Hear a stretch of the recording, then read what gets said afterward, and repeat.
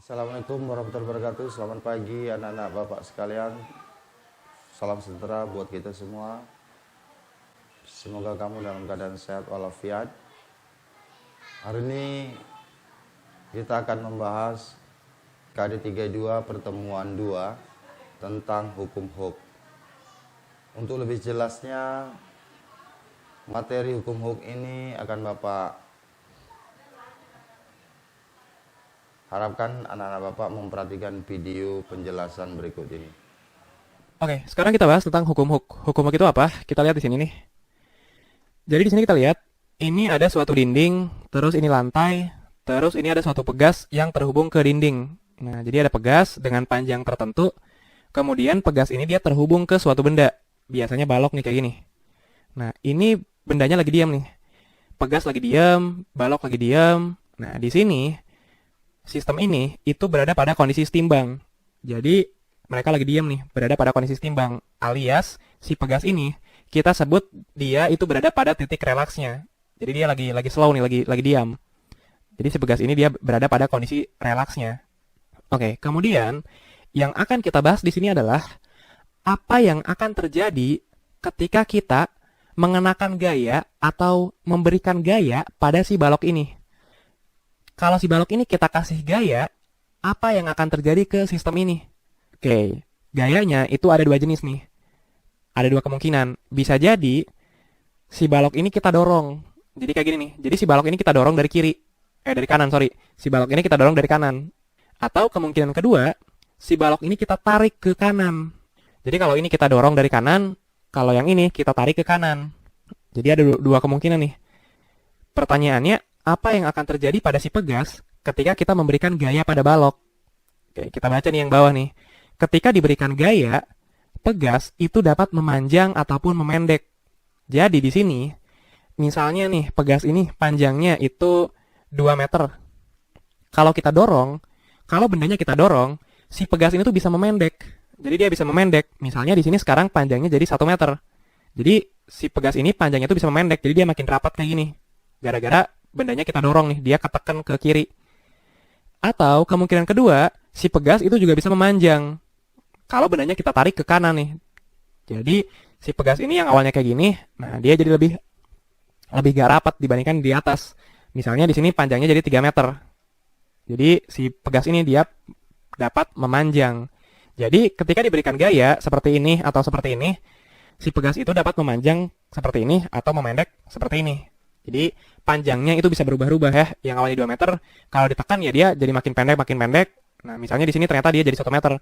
Atau kalau kita tarik, dia bisa jadi makin panjang sampai suatu ketika misalnya di sini dia 3 meter panjangnya. Jadi bisa memanjang, bisa memendek. Jadi intinya kalau diberi gaya si pegas panjangnya berubah. Sekarang kita lihat di sini. Ada suatu besaran yang kita simbolkan dengan huruf X. Kita definisikan X itu adalah perubahan panjang dari pegas. Jadi, kalau kita kasih gaya tertentu nih, kita kasih gaya berapa newton misalnya.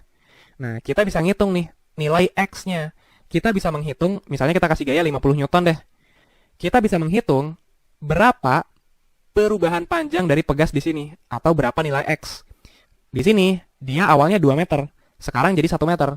Berarti, di sini X-nya itu sama dengan 1 meter. Yang awalnya 2 meter, sekarang jadi 1 meter. Berarti perubahannya itu 1 meter. Jadi kita definisikan di sini X-nya tuh harus positif ya. Jadi yang gede kurangi yang kecil. Jadi di sini perubahan panjang pegasnya itu 1 meter. Nah, begitupun di sini nih. Kita bisa menghitung nilai X-nya. Kita bisa menghitung berapa perubahan panjang pegasnya. Di sini lagi-lagi X-nya 1 meter juga ya. Atau biar beda deh. Ini jangan 3 meter jadinya. Ini misalnya jadi 4 meter. Ya sudah, berarti di sini X-nya itu 2 meter. Perubahan panjang pegasnya itu 2 meter. Awalnya 2 jadi 4. Nah, yang gede kurang yang kecil. Jadi perubahan panjang pegasnya itu 2 meter. Nah, di sini X-nya 1 meter, di sini X-nya 2 meter. Misalnya di sini F-nya berapa nih? Misalnya kita tarik dengan gaya sebesar 100 newton.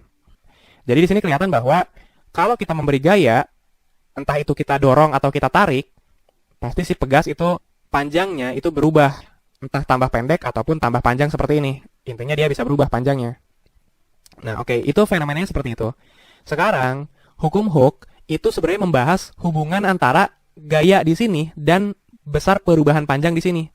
Jadi hukum HOK itu sebenarnya membahas apa sih hubungan Fx dan X di sini. Ini kan katanya kalau Fx-nya 50 Newton, dia X-nya 1 meter.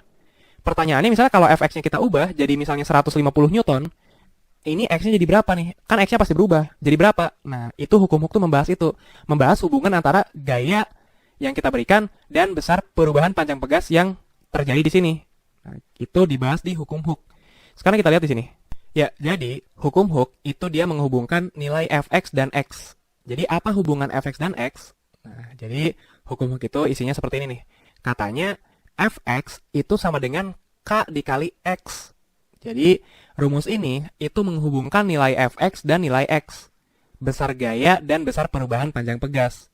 Oke, pertanyaannya ini K itu apa? Jadi K itu adalah konstanta pegas. Yang satuannya Newton per meter ya. Karena ini kan satuannya Newton. Kalau ini satuannya meter, berarti K itu satuannya harus Newton per meter. Jadi nilai K itu beda-beda. Tergantung dari pegas yang kita gunakan. Jadi tiap pegas itu punya nilai K-nya masing-masing. Beda-beda. Ada yang nilai K-nya 100 Newton per meter. Ada yang nilai K-nya 200 Newton per meter. Dan macam-macam. Intinya, K itu adalah karakteristik suatu pegas. Tiap pegas itu punya nilai K masing-masing. Dan nilai K ini itu bisa menghubungkan besar gaya yang kita berikan dan besar perubahan panjang dari pegas. Misalnya gini nih, ini ada dua kasus. Pertama, si balok ini kita dorong dengan gaya 50 Newton. Kemudian kita ukur ternyata perubahan panjang pegasnya itu 2 meter. Nah, pertanyaannya, kalau kita dorongnya 100 Newton, dia perubahan panjangnya berapa? Ya sudah, kita gunakan hukum Hooke ini. Kita tahu Fx itu sama dengan K dikali X. Ini F-nya tahu, X-nya tahu. Berarti kita bisa nyari K-nya nih. Jadi K itu sama dengan Fx dibagi X. Di sini 50 Newton dibagi 2 meter sama dengan 25 Newton meter. Artinya, si pegas ini itu punya nilai konstanta sebesar 25 Newton per meter. Apa makna angka ini? Maknanya adalah, agar si pegas ini bisa berubah panjang sebesar 1 meter, maka kita harus memberikan gaya sebesar 25 Newton. Atau bisa juga kita artikan, setiap 25 Newton gaya yang kita berikan ke si benda ini, maka si pegas itu akan mengalami perubahan panjang sebesar 1 meter. Setelah kamu simak video tentang hukum Hooke, KD32 pertemuan 2, kita akan melakukan diskusi pagi ini.